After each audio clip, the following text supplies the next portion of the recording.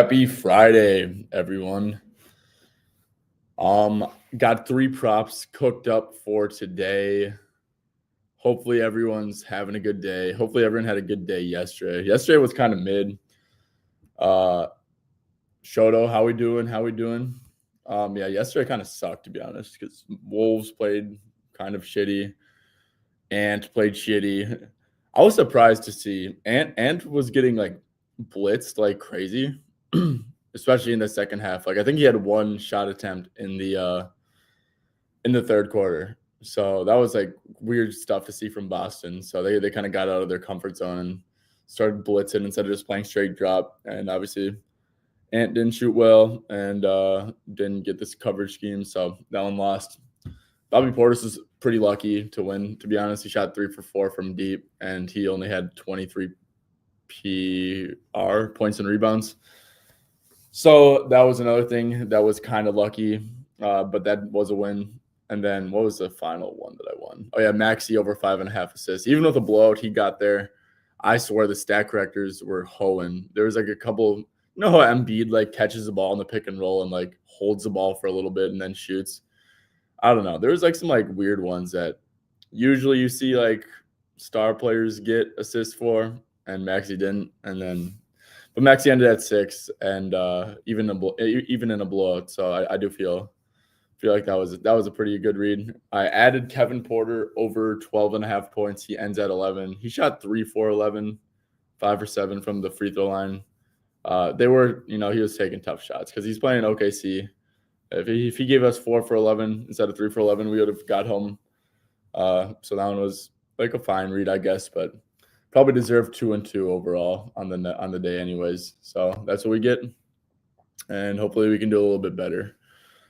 There is a nice slate today. A lot of nice stuff. There's a lot of like minor injuries and stuff that kind of prevents you from like really being able to handicap like all the games fully. But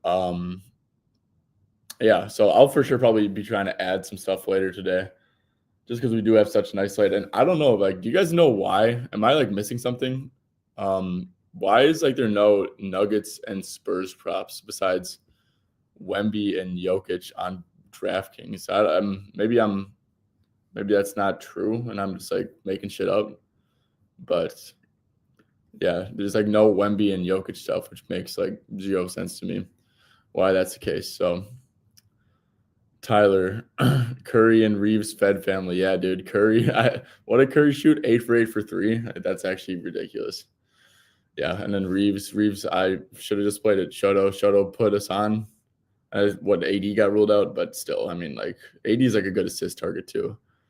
Yeah, should have fucking played him, man. I don't know why I didn't. I think it just because I was like, oh, Reeves is like playing over his head, and should have listened to it. So yeah, could have went 3-2 if I played one of those two, and I didn't. So yeah, guys, as always, like I said, leave comments down below with what plays you guys are interested in today, or what plays you guys want me to go down today, what plays you guys are on, what plays you guys have leans towards.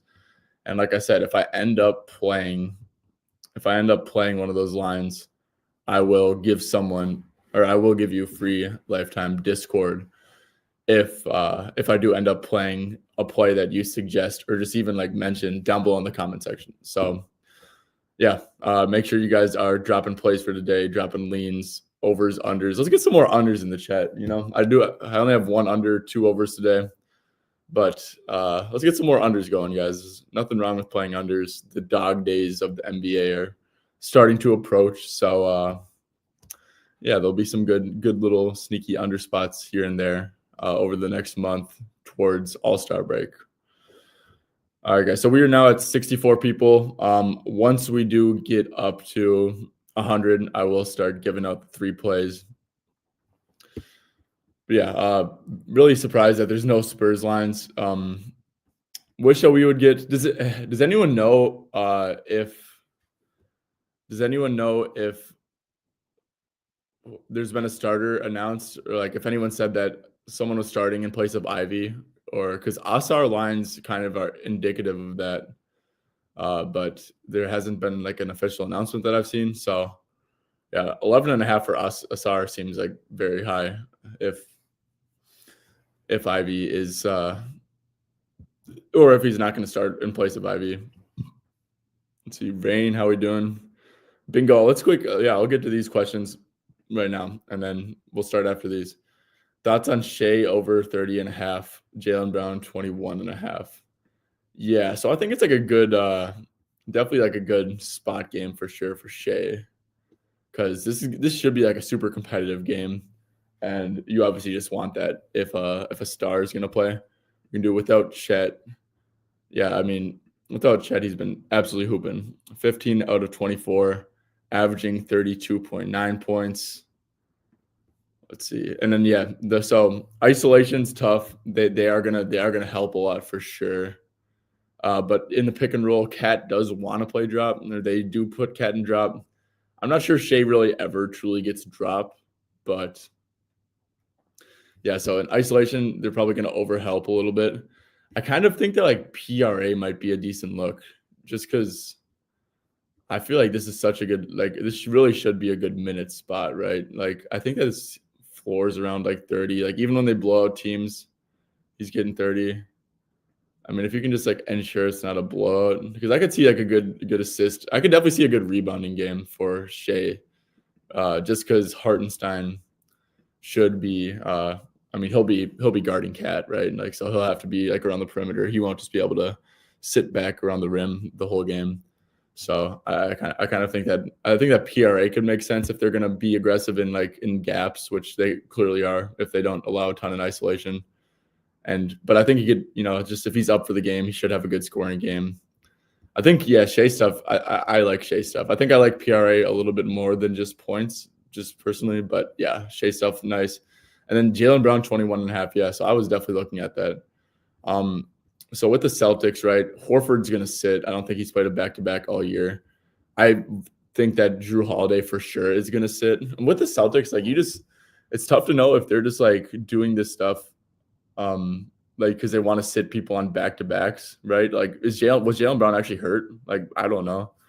He played full minutes last game. He played 25 minutes in a 54-point game. It doesn't, and then he just randomly sits. Kind of seems like it was like a back-to-back thing maybe. So I do really like Jaylen Brown 21.5 because it's a good matchup too, right? The Houston, like they're a good defense, but they don't really double much.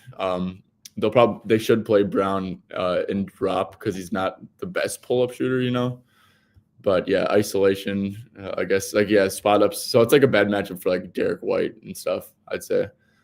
And then Kristaps, like I think Kristaps is gonna play. I feel like his props have been listed for like the last for literally every game since he's missed.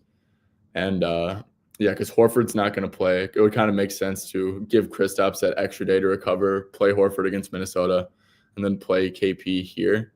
So Tatum, I don't know if Tatum has a chance to rest. Maybe it's in the cards. He did play 38 minutes last night, so. Yeah, I think Jaylen Brown stuff makes sense. I think you could maybe get some good injury news as well. Like 21.5. I mean, man, that's a great line for him. I think like the matchup against Houston, like, yeah, they're a great defense, but I think like the scheme kind of counteracts that. So yeah, I actually do really like both of those. And yeah. Okay. We're at 100. Sweet. Okay. I'll get to some of them. Tyler, Khan. Oh shit. Shit, I'm an idiot. So I do this like way too much. Yep, there we go. Okay. You got the screen shared now. Yeah. Okay. Yeah. Keep on leaving comments down below. Like I said, if I do end up playing a play of yours, I will give you lifetime Discord. And yeah, so keep commenting plays and I'll get to them after I give out my 3 real quick. All right, guys. My first pick. I'm going with an under. I'm fading Jalen Brunson under 24.5 points. So if we go to here, Knicks at OKC, it is probably a good spot for his minutes, for sure. But if we go here, just like overall games with and without. So let's go with Cat. I don't think anyone else has really missed time besides Cat. So games with Cat, he's under in 19 out of 31 games this year. That's, pretty significant hit rate. So he's only going over 38.7% of the time. And OKC, like they have played drop a little bit more, but against like elite guys who you just don't play drop against, like Jalen Brunson, like for sure qualifies as that. I would be stunned if they played drop against Jalen Brunson with how much they blitz and stuff and how much they have help in the gaps. Like, yeah, like Hardenstein has played drop a few times, but against a Jalen Brunson type guy, I just don't think that makes sense at all. So yeah, third against pick and roll ball handler, second against isolation, second against transition. Yeah, just like guys, this is like if OKC's not playing Hardenstein and drop, which just doesn't make sense for a team that is comfortable blitzing, comfortable flying around, and then you have a like elite pull-up shooter, elite just scorer like Brunson, it just makes zero sense to play him in drop, right? So I think that OKC is going to be very aggressive on Brunson, like how they are against like elite guards in general. And yeah, just like this is a high line for Brunson this year, right? I guess it moved down a little bit since I gave it out in a couple places, but still like Caesars, DraftKings, Bet365, Bet Rivers. I don't even know why I said that.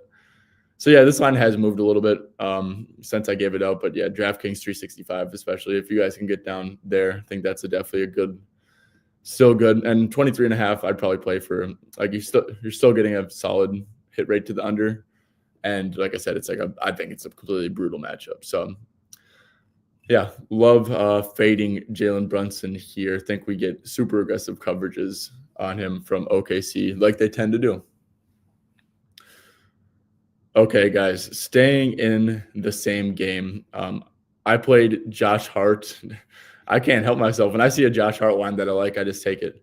Josh Hart over 8.5 rebounds, minus 125 at 365. I'd play this to like minus 140, maybe minus 145, because I do think that this 8.5 line is just a complete steal. So Josh Hart. I don't even hate I guess his points. Yeah, I guess at FanDuel. I don't even really hate his points too here. So I just think the ball might end up in his hands a little bit more. So yeah, this one did move. If you guys have Pinnacle, I think that's for Canadians. Povada, minus 120, minus 121. The rest of these did kind of get pushed out a little bit and moved out to 9.5 at FanDuel. But like I said, guys, I think it's cool to like minus 145. And if you guys do I think what's his PRA at? 28.5. Yeah, I think I just do kind of like Josh Hart stuff. Like I said, I'm cool laying a little bit of juice on Josh Hart over 8.5 rebounds. So he's kind of just been on a rebounding tear, right? I mean, look at this shit. Not that that's like super relevant, but anyways, I think a little sneaky edge here is like the minutes.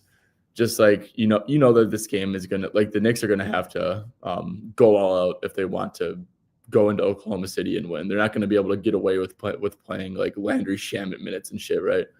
So Deuce McBride, he's like someone who they trust for sure, but he hurt his hamstring pregame last game, and I think that like hamstrings are very tough injuries, right? Like they're soft tissue. He couldn't go even without Brunson, and then he has 1 day of rest to get a hamstring right. He's questionable. I really don't think that he plays here. So that's just like another guy who Tibbs trusts who wouldn't be playing. So yeah, guys, I think that Josh Hart is just going to be in for like pretty massive minutes here. Just like even if Deuce did play, I'd like him, like project him for like 38 or 40-ish. But he played 45 minutes last game, and I totally get that Brunson didn't play. But this is just that was against Utah in a game they won by 16. Yeah, against OKC, guys, I just think that the main guys are going to have to play pretty massive minutes. So if you go to this filter, 34 plus, which sounds kind of crazy for oh, he needs 34 plus. Like that's a lot of things can go wrong to not play 34 minutes. And I typically agree, but I think that this is just like a little bit different here. So with Deuce probably not playing, with just like the spot game, 34 plus minutes with Cat. He's over in 15 out of 23 games. He's averaging 10 rebounds. So, yeah, guys. And also this hit rate for 10 plus. If you guys do want to get plus money, maybe play like a double-double or something.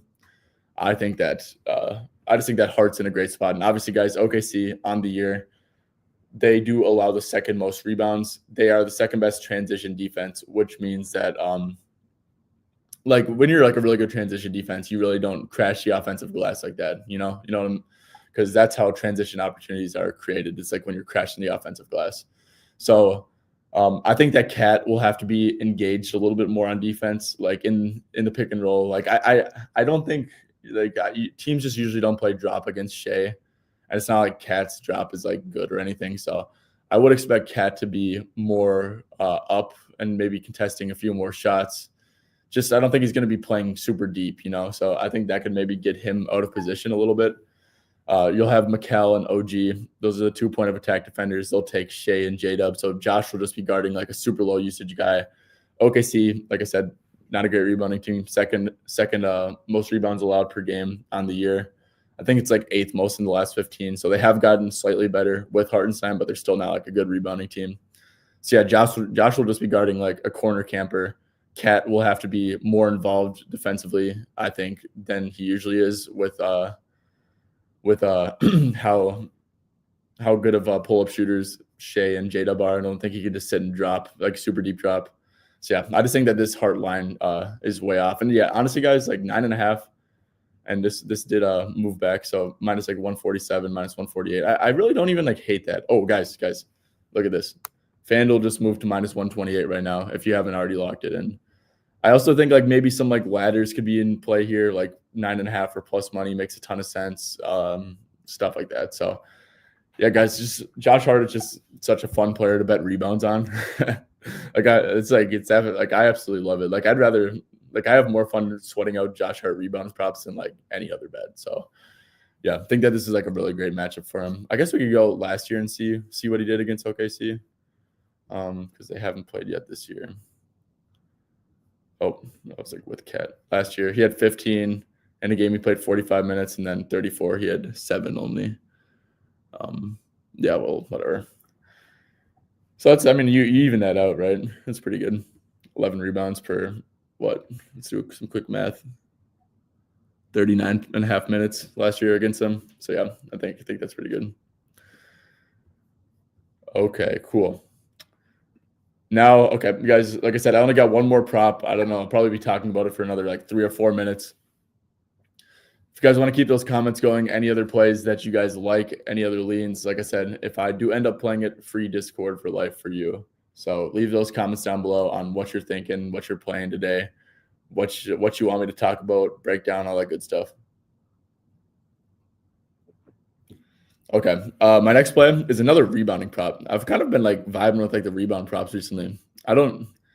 I'd have to like do a little bit of work to check to see what my record is on rebound props, but I'd like to think that it's actually been pretty good because I just have like a good feeling whenever I'm watching rebounding props. Okay, guys. Well, I'm rocking with Jabari Smith over 6.5 rebounds, minus 104 at FanDuel. So to be honest, my whole philosophy behind this play is like you look at his last 2 games, right?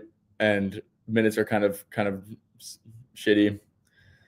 I'm just not buying that, dude. I'm really just not buying that at all. So Amen Thompson, so he played 26 minutes. Amen Thompson played. Tari Easton's still doubtful. He's like missed a ton of time recently. And yeah, Amen Thompson he got suspended for 2 games. He missed the last game. And Jabari only played 23 minutes, and I'm just like not buying that shit at all, right? Like, I guess like they have Jayshawn Tate and Whitmore off the bench, but Jabari Smith, if you look at his like median minutes this year, and most of the year's been with Tari Eason and obviously Amen Thompson, 2 like hyper athletic wings that like do similar things to Jabari, like defensive minded and stuff like that. If you go to Jabari's median minutes, just like straight up, his median is like 32. It's 32 minutes. Like that's his median for minutes. I would expect like it to be like you take away 2, like I said, 2 hyper athletic wings who do like the same thing as Jabari or similar stuff as Jabari. I'd like to think this is like you'd like to project him for a higher end of the median, right? So I just like looked at his minutes played logs and like like season highs in like, so his 9th highest minutes game to his 12th highest minutes game, that's like 36.5 to 35 minutes. And I'd like to think that he's going to be more so in that range without Tari and and Amon, right? So we can take away Tari Eason straight up, or without Tari Eason, and look at his minutes. 37, 34, 32, blowout win, 37, 35, 28, 43, and then 26 and 23. So I don't know, guys. I think that without Amon and Tari, I just think that Jabari is like more than likely going to play like 35, 36 minutes or so. So yeah, I guess I'm kind of calling my shot here on his minutes, but yeah, 27 plus minutes. Like I said, his median is 32, I believe, and he's averaging like 30 and a half. He's had a couple stinker minute games in there, I guess. But yeah, 27 plus minutes, 15 out of 22 hit rate. Boston allows the 19th most rebounds, or ranks, what's that? Not 19th most. That would be, I'm blanking, 12th most rebounds, but I checked the last 15, they're at like 10th most rebounds. Boston has crazy spacing. Like I said, I do think that Kristaps plays. I don't think that's great for Sengun rebounds. Like they just have so much spacing. They usually have 5 guys out there who can shoot. So I think that Sengun might have to be pulled away. And Boston is also like another transition defense that just like doesn't really crash the offensive glass much. So yeah, guys, I think that Jabari, I wanted to buy low on Jabari somehow, just because, like I said, I'm not buying those shitty minutes when Tari and Amon are going to miss this game. So yeah, his points have been kind of smacking, like really good hit rates and stuff. But spot up, I think that this makes sense for Boston to play drop, right? Because Van Vliet and Jalen Green are super inefficient. So I think I think they'll stick to their drop coverage, single coverage scheme, and limit spot ups, which isn't good for Jabari. So yeah, the way I wanted to buy low on Jabari is just with rebounds, and I played that number at 6.5. And yeah, if we go back up, just really good hit rates when he gets the minutes. And like I said, I do think that more than likely he's like around 34 to 36 here with Amon and Tari out. All right, let's get to some of the comments. Okay, which ones were we going to? Okay, Macau 17.5 points. Khan. So I think it's a great matchup for him for sure. Like I said, I'm on Brunson under 24.5. Macau absolutely has been playing really good hoops recently. Like, yeah, he's like, you can kind of almost just like exclude how do you start off the year? Started off the year with like a ton of unders. And then recently he's clearly in different form. He's clearly very confident. Ever since that Charlotte game, I remember he got benched this game. He didn't close this game. Ever since that, we go to like last 15, absolutely crushing. And yeah, it's 17.5, only 18.5 at DraftKings. Yeah, absolutely crushing. 21.9. Obviously, Brunson will play here. Brunson didn't play that last game, so that's a little bit different. But go Brunson and Carl. Take away that Charlotte game where he got benched, because I think that's kind of like when he like turned a corner. Yeah. Sorry, guys. My dog's like pacing around. Yeah, so definitely think it's a good matchup. Obviously, OKC is just like a really good defense in general, but I do think that you're gonna force it out of Brunson's hands. On the roll man, they're gonna force Cat. They're really good against pick and roll man because they get up and stuff, and they have the versatility to make it tough on Cat, I think, as well. So yeah, and like the minutes are obviously gonna be great in my opinion. Yeah, I'd lean over for sure. I think it's like you can make the argument though that it's like also like a good matchup for OG and maybe even Josh. And Josh might be a guy where they just like literally leave him wide open, you know, because OKC will do that stuff and just leave guys like wide open in the corner. Yeah, and I know OKC is pretty bad against the corners. That's like OG and Macau, if I'm not mistaken. Yeah, OKC definitely leaves the corners open when they get aggressive. And yeah, that's OG and Macau. It's not really Josh. Josh is also reliant on transition a lot. And so yeah, I think it's like OG or Macau. It's kind of like tough to like decide. You could definitely make the case that that Macau is in much better form than OG, so you could lean Macau. But yeah, one of those two guys, I think those guys make sense for over points. Trae Young assists. So yeah, I think that could make a little bit of sense here. Let's see, Trae Young assists 11.5. So he didn't get there. I just like I don't like playing like over 11 and a half assists if I'm being completely honest. But Trae Young probably gets most of his assists. I know Lakers are like a really bad transition defense. Trae probably gets a lot of assists in transition. This is last year. So yeah, pick and roll handler AD. AD sat last game. I don't know if he's actually hurt or if they were just setting up the back to back. It would make sense if LeBron sat here as well. But the big thing is you're looking for AD because AD will creep up. They're pretty tough on scoring for pick and roll ball handlers. Spot up. Where's pick and roll man? Because that could be somewhat significant. Pick and roll man. They're okay against that. What are Lakers just overall assists allowed? 24th. Okay, have they cleaned it up recently? Let me quick check the last 15 with overall assists. Oh, great. I left it.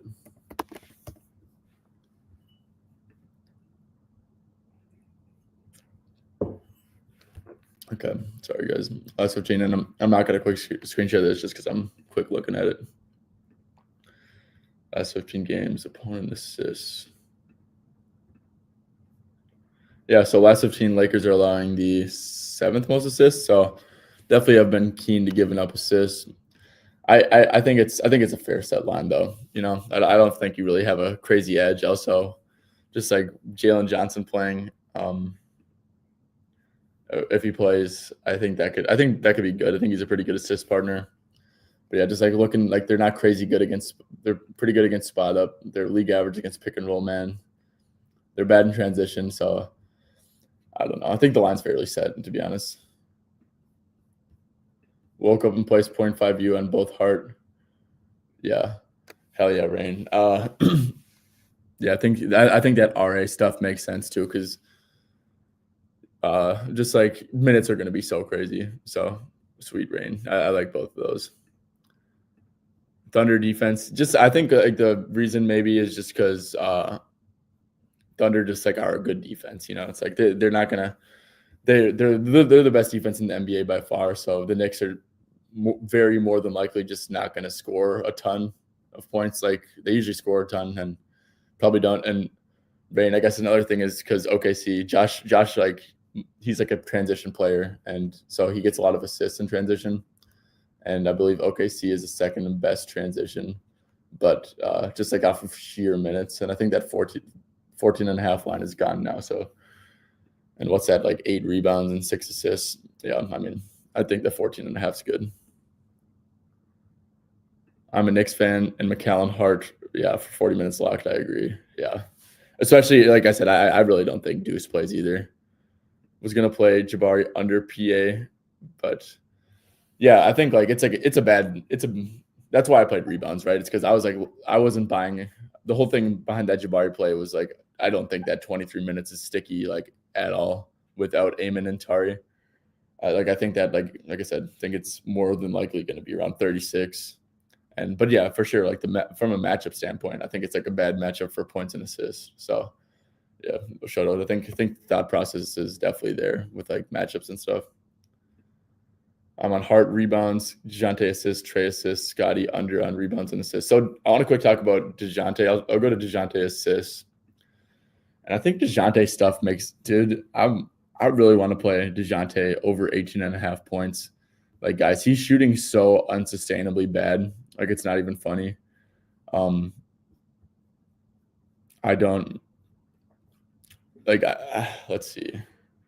I don't know how to quick. I could do some math that would take a little bit of time, but guys, I think he's shooting literally 25% from 3, 36% from the field.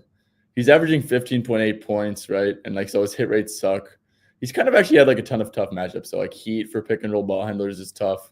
Clippers are just a really good defense. Memphis, I'm not so sure about how good they are. Houston's just a really good defense.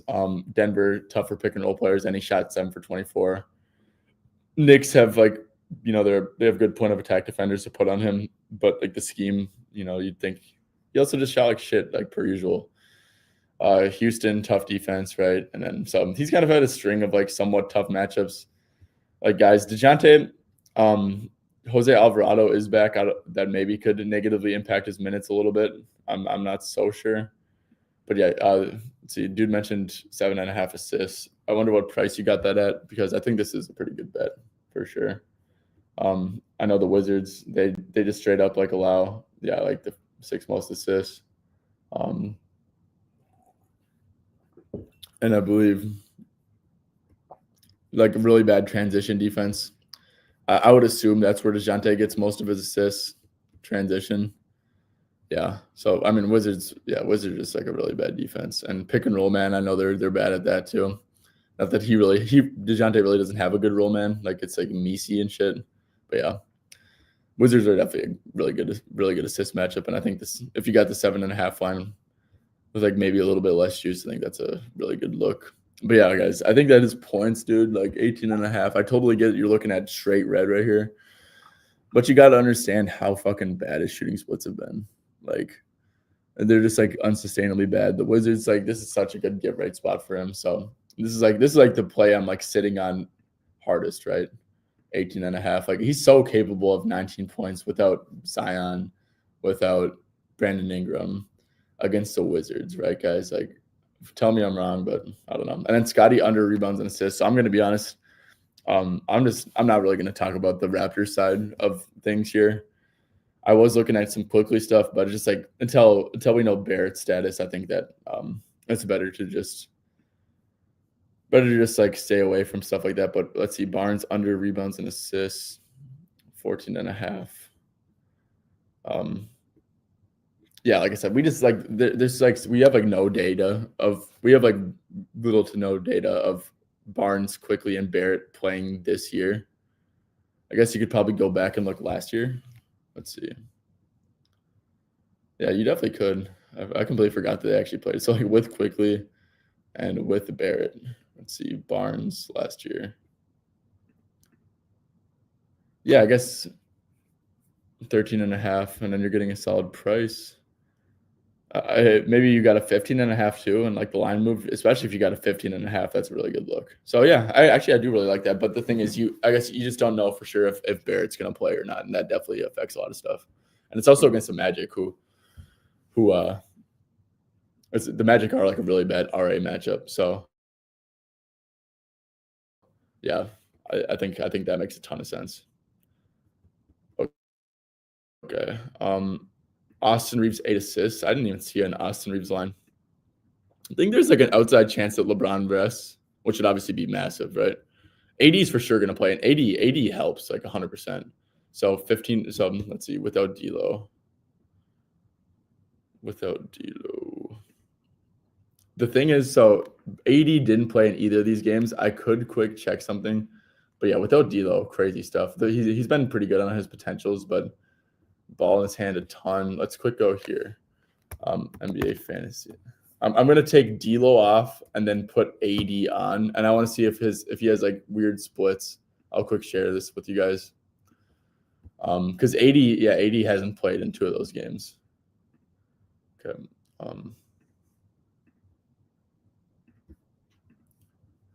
Okay, so let's go to the Lakers, Los Angeles Lakers. Let's put AD on the court and then D'Lo off the court. Where's D'Lo? Okay, here we go. Like I said, I do think that there might be an outside chance that Bron rests here too, just like the back-to-back. I know the Lakers need all the wins they can get, but D'Lo off the court and AD on. Reeves is only at 5.57 assists per 36, which isn't great. And then if we go to Anthony Davis off the court as well.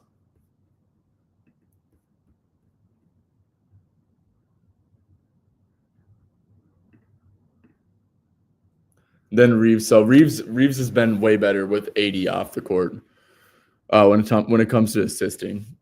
So yeah, I don't know. Reeves has been scoring the shit out of the ball though too, and it's just So it's like 2 of those games have been without AD. I don't know. I think it's like dicey, but I think that it's he really has just been crushing without D'Lo. But I think some of the data might show that some of that's also been because AD didn't play 2 out of those 3 games. Yeah, I Brunson under 24.5 points was one of my official plays, so I love that. Yeah, bingo. I think that Jalen Johnson as well. I think that he's a really good assist target. So I agree that if you do lean over on Trae Young assists, then it's a little bit better. PJ versus the Cavs without Luca. Yeah, let's check that out. Joel, have you been watching the Cavs recently? Because I remember, I think that the Cavs are. Um, I think I saw something opponent catch and shoot frequency. NBA. Oh, sorry, I can't spell either. I think I saw that like the Cavs are allowing like a ton of pull-ups recently. So, Joel, I know you're a Cavs fan. Have the Cavs been playing in drop coverage recently, or because I know like the season-long stuff is like implying that they're really tough on pick and roll ball handlers. But what schemes have you noticed like the Cavs playing? Because I think that could be helpful here. And also, why did PJ play 15 minutes? Can someone answer why PJ only played 15 minutes? Okay, so I was maybe wrong on that. For the Cavs, they're not really allowing a ton of pull-ups. Cavs catch and shoot. Cavs are allowing the third lowest catch and shoot frequency over the last 15 games, which is interesting. He got hurt, but he's good to go. Okay, cool. Okay, sorry, I'm sharing the wrong screen per usual. Let's go back to Props Madness. So yeah, PJ without Luca, I think makes a ton of sense. Let's see, what did Joel say? Cavs C//U. What the hell is that, Joel? Cavs something a ton. I don't even know what that just said. Joel, what'd you mean to say, bro?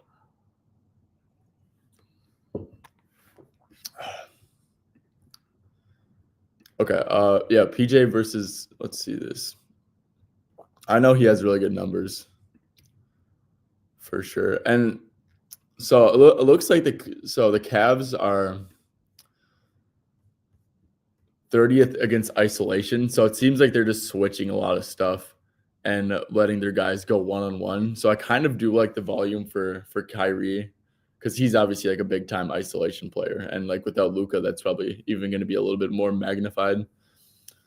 So right off the rip, I don't think that might be. I think that might not be great for PJ if they're going to switch and like Kyrie isolate most of the game.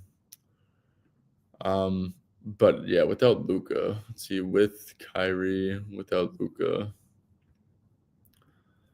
So over in 5 out of 9, he had some big games. So OKC is like a very obvious, like get the ball to Kyrie's spot. Denver is like a good matchup, catch and shoot. Miami's a good catch and shoot matchup. I think Atlanta's like a decent matchup, but Knicks. And then he's kind of tailed off, but he got hurt that game. And then he got ejected that game too. Okay, so there's actually like 2 bullshit games in here. Let's go 24 plus. Clippers, just a tough defense. Yeah, 13.5. It does feel a bit short, because most of these games, like, he's getting pretty damn good volume. 16 shots, 12 shots. Going over pretty comfortably, too. What's his PRA at? 22.5. Yeah, he's went over his PRA pretty consistently, except for every game but that Clipper game. Yeah, I think that PJ stuff makes some decent sense here for sure. Is it? So yeah, I don't think that's a terrible one. LaMelo returns, assist, rebounds, 13 over under. Yeah, LaMelo unders are something that I was very interested in, and I'll show you why. So I think the matchup's pretty good. The Pistons kind of play drop, which so I don't think the matchup's like great to take the under, but he's missed some time a few times this year, and let's see where is it? So okay, I'm just gonna look it up because this shit is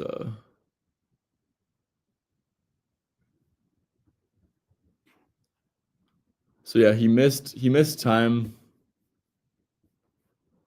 Okay, I'm gonna go back. LaMelo Ball. He hasn't really missed I think he's only missed 2 games. Okay.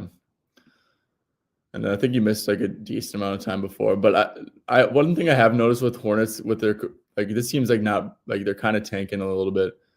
They will kind of like limit their guys' minutes in like first game back from an absence. So LaMelo, yeah, he obviously missed like close to a month, like maybe like 20 days, and now he's only missed 7 days.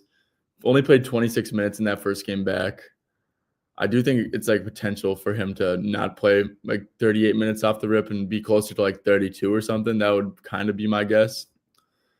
But then, yeah, if we go here with Miller, with Bridges, because I think that Miller and LaMelo are both questionable. So I would assume that they would both play. If not, yeah, I mean, LaMelo's had, a lot of his games where he's like really kind of got a ton of PRAs were when like they had like no one. So yeah, I do actually lean under on LaMelo just because I think there's a chance. Like I think that my projection for him would be like 32 minutes. So okay, guys, I think that's gonna wrap it up here. I'm gonna quick recap the plays that I gave out. First one was Jalen Brunson under 24.5 points, -108 at FanDuel. Next was Josh Hart over 8.5 rebounds, -125, 365. Then Jabari Smith over 6.5 rebounds. All right, guys, I appreciate you guys tuning in. I'll be live tomorrow, of course. Might do it earlier, might do it later. I'll keep you guys posted. If I don't say anything, it's going to be at 8:45 every time. 8:45 Central, which is my time zone, but 9:45 Eastern, 6:45 Pacific. So, yeah, appreciate you guys tuning in. Appreciate you guys commenting. And yeah, best of luck on your plays today.